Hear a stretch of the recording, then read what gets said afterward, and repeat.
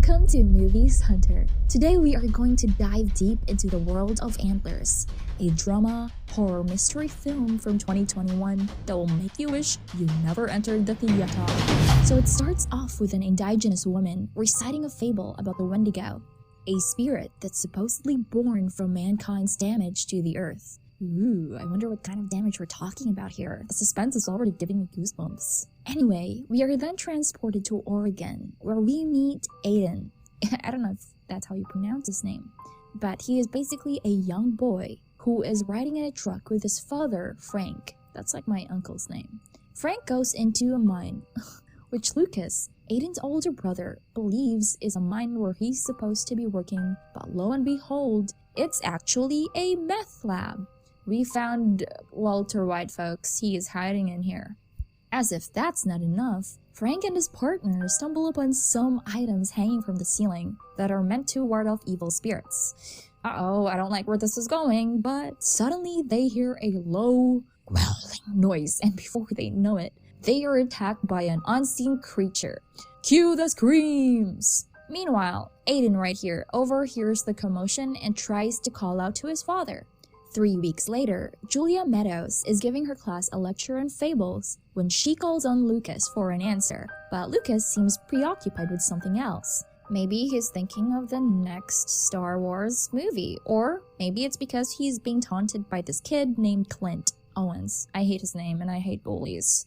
Anyway, as we follow Lucas back home, we get a glimpse of his creepy side. There is something pounding from behind the locked door and it's snarling ferociously. And if that's not enough to send shivers down your spine, he also kills animals like skunks and feeds them to an entity. Subscribe so I don't feed you into the entity. Okay, sorry, that's my evil side. Anyway, Julia is a recovering alcoholic who has just returned home to her brother Paul, who also happens to be the sheriff. But things aren't all sunshine and rainbows for Julia. She is haunted by traumatic memories of their father's abuse, which included strong implications of rape towards Julia before she left the house, leaving Paul alone with their abusive father. Later in class, Lucas shares a story about 3 bears, but it's clear that these bears represent himself, his dad, and his brother. I'm 14 and this is deep. Anyway, Big Bear, like Frank, struggles to provide for Little Bear and Baby Bear. As the story unfolds, Julia grows concerned about Lucas and follows him home, where she invites him for ice cream. But as she asks a bit too many questions about his family history, oh, and his mother has passed away, by the way, Lucas gets spooked and asks her not to follow him. But the horror, my lads, is just beginning. Back at home, Lucas must care for Frank and Aiden on his own. Frank is suffering from a mysterious illness after being attacked in the mine, and Aiden is also sick. And Frank's condition is getting worse. He is becoming more feral by the day and only eats, rotting flesh. Yeah, another day, another weird thing reading this. Okay. Julia expresses her concerns to Paul about the possible abuse of Lucas, but the school principal, Ellen Booth, suggests that she should not poke her nose into their business. But Julia can't help herself, and she decides to check on Lucas. However, she stops in her tracks when she hears a low, growling noise. Uh-oh, someone is in trouble. Meanwhile, Warren Stokes, I love the last name. So basically, this Warren guy is a former sheriff who stumbles upon half-eaten remains in the woods, which turns out to be Frank's body. He reports it to Paul, who then informs Julia. But here's the twist, folks. Paul had previously busted Frank for drugs, but never thought he would do something so violent. With Julia's concerns growing, she suggests to Ellen that she should go to the Weaver house and speak to Frank. What could go wrong, right? Ellen enters the house, creepy music, and then she finds it unlocked and comes across Aiden, only for Frank to attack and kill her. That's right, folks. The monster inside Frank is unleashed. As he eats her flesh, Frank undergoes a painful transformation and something more monster-like emerges from his body, leaving him as nothing more than a flesh and bone husk. Ugh, gory and grotesque, isn't it? I love it.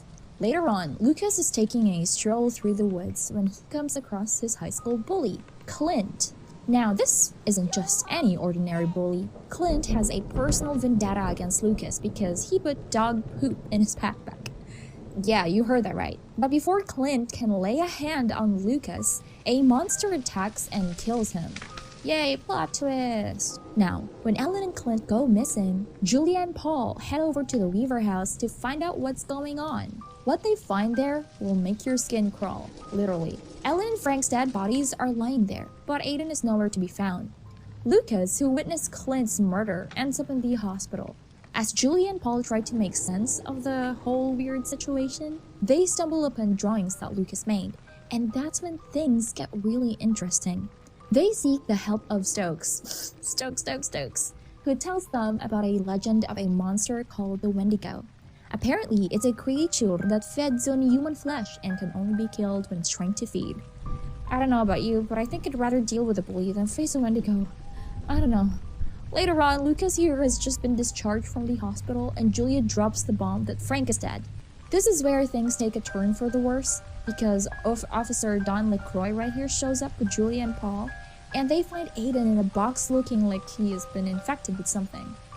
But unfortunately for Dan, he doesn't make it out alive. The Wendigo impales him with its antlers like he is some kind of human shish kebab. Paul tries to be a hero and save the day, but he ends up getting slammed into the wall by the creature before it pierces his arm. Talk about a tough break. Now, it is up to Julia to save the day. She takes Paul's gun and heads into the mine where the Wendigo has taken the boys. And what does she find? The Wendigo is chowing down on a bear with Aiden and Lucas nearby. This is where things get really intense. Julia fights the Wendigo, but unfortunately she is wounded in the process. But don't worry, because Lucas comes to the rescue with an active flare that he sticks in the creature's side. And then Julia starts stabbing the beast repeatedly until she can pull its heart out. It's a gruesome sight, but she gets the job done. But wait, because there's more. Unfortunately, the Wendigo passed on its infection to Aiden, and he starts glowing red like Frank did before he turned. This is where things get really emotional. Lucas doesn't want Julia to do it, but she has no choice. With great remorse, she stabs Aiden to death to prevent his transformation. It's a heartbreaking moment, but sometimes the toughest decisions are the right ones. That's deep.